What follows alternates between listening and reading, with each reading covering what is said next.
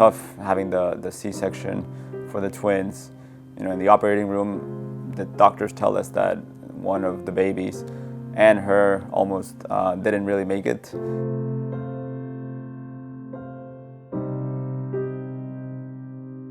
My uterus ruptured when they were born. I didn't understand why us, but I was just focused on being there for my girls and my babies.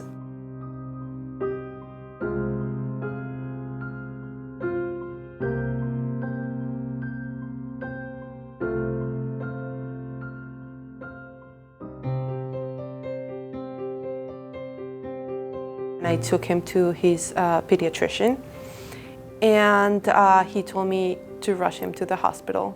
They irrigate him, and they got a lot of feces out of him, and his belly went from huge to nothing, to perfectly normal. And the surgeon from the hospital, she comes to us and she tells us that he might have Hirschsprungs and that they had to do a biopsy.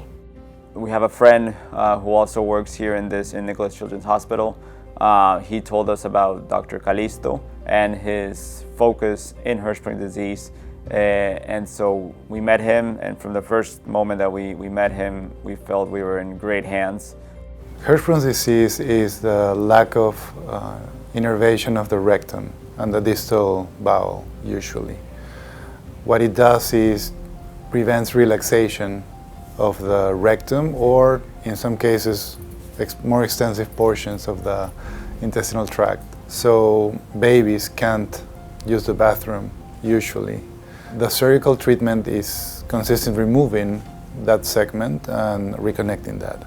So the surgery has to be done with a least invasive option and without creating any problem in the reconnected area, so the babies can have a normal life.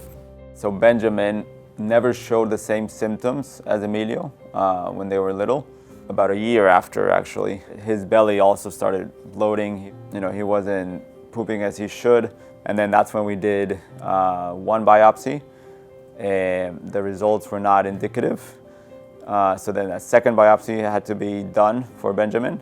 By then, it was evident that he also had Hirschsprung disease.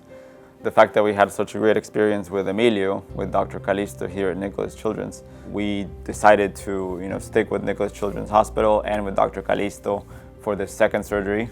So the frequency of Hirschsprung disease is 1 in 5,000. When you look at the literature, there are only a few cases of Hirschsprungs in identical twins. We follow the steps and we diagnosed it. I knew that we had a plan and we could solve it. We're grateful for Nicholas Children's Hospital because our babies are healthy right now because the hospital has experience. They have a great doctor, a great group of doctors and nurses were amazing, and we're grateful because now we can live our lives and continue to see our babies grow up as healthy little boys.